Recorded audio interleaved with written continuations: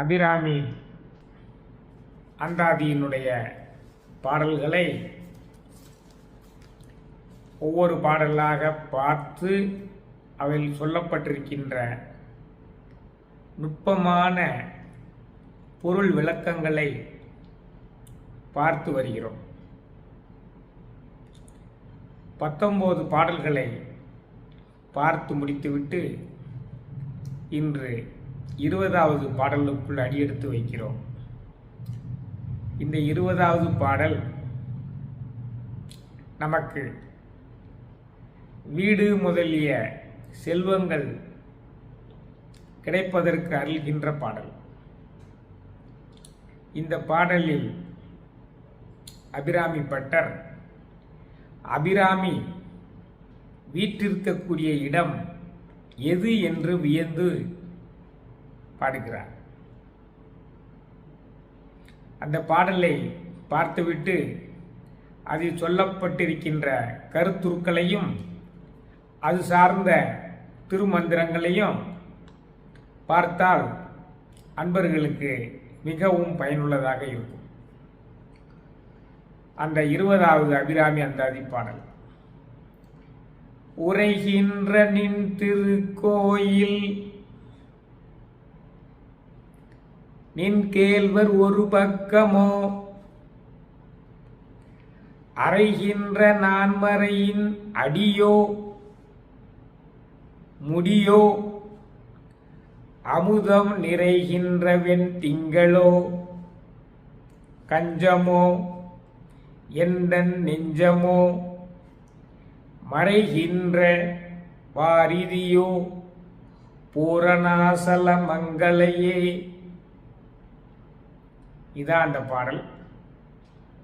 பாடலை படிக்கும் பொழுதே அவர் எப்படியெல்லாம் அபிராமி அம்மை இருக்கக்கூடிய இடத்தை வியந்து பாடுகிறார் என்று நமக்கு புரியும். உரைகின்ற நின் திருக்கோயில், அம்மா நீ இருக்கக்கூடிய இடமாகிய திருக்கோயில் எங்கிருக்கிறது? நின் கேள்வர் ஒரு பக்கமோ, நீ அந்த ஆதி சிவனின் இடப்பாகத்தில் அமர்ந்து கொண்டிருக்கிறாயே, அதுதான் நீ இருக்கின்ற திருக்கோயிலோ? அதோடு அவர் விடல. அறைகின்ற நான்மறையின் அடியோ, வேதங்களின் பொருளாக இருக்கிறாயே, அந்த வேதங்கள் தான் நீ வாழ்கின்ற திருக்கோயிலோ? அறைகின்ற நான்மறையின் அடியோ முடியோ, அந்த வேதங்களின் சாராம்சமாக இருக்கின்ற ஆகமங்களும் நீயா?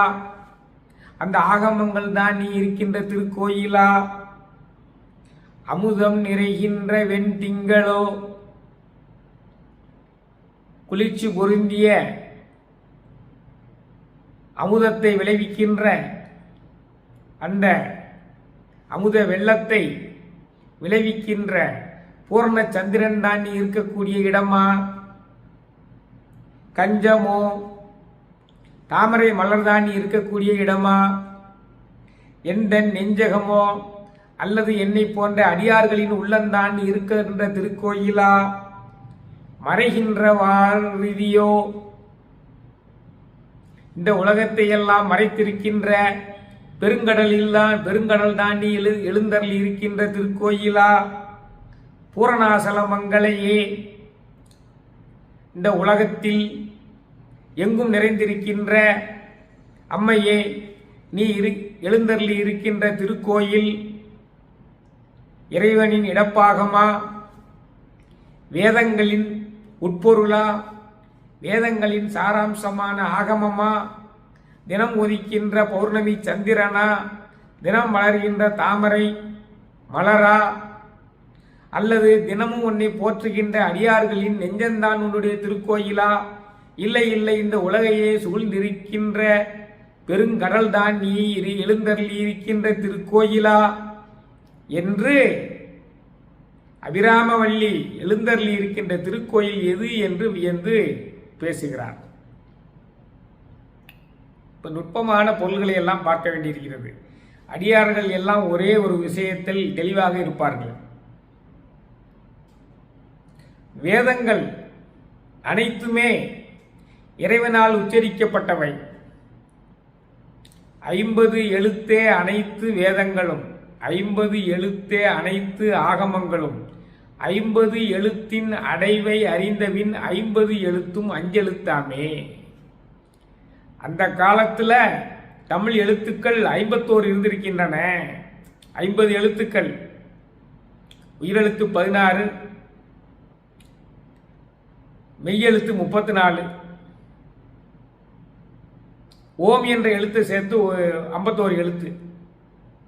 அப்போ அந்த 50 எழுத்தே அனைத்து வேதங்களும், அனைத்து வேதங்களும் இந்த 50 எழுத்துக்களில் இருந்து தான் தோன்றியிருக்கின்றன. 50 எழுத்தே அனைத்து ஆகமங்களும், 28,000 கோடிக்கு மேல ஆகமங்கள் இருக்கிறது. அனைத்துமே இந்த 50 எழுத்துக்களில் இருந்து தான் தோன்றியது.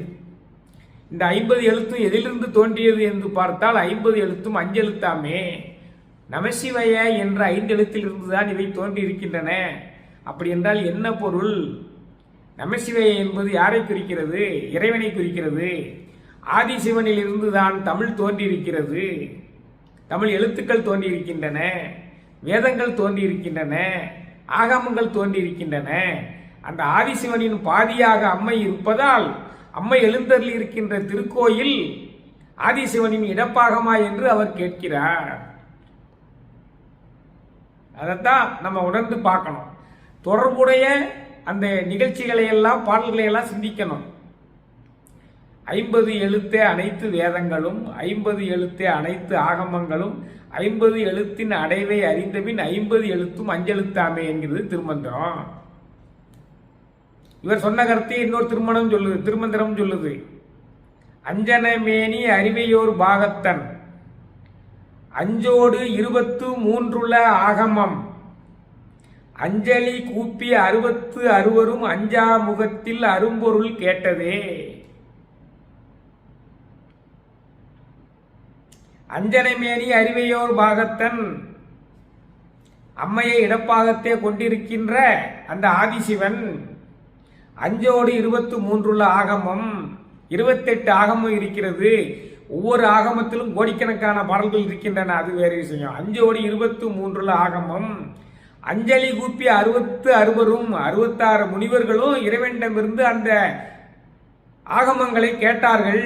எந்த முகத்தின் வாயிலாக கேட்டார்கள்? அஞ்சா முகத்தில் அரும்பொருள் கேட்டதே. சிவனினுடைய 5வது முகமான ஈசான்ய முகத்தில் இருந்துதான் இந்த ஆகமங்கள் அருளப்பட்டன. அதைத்தான் இந்த 66 முனிவர்களும் கேட்டார்கள். இறைவனுடைய முகங்கள் எத்தனை?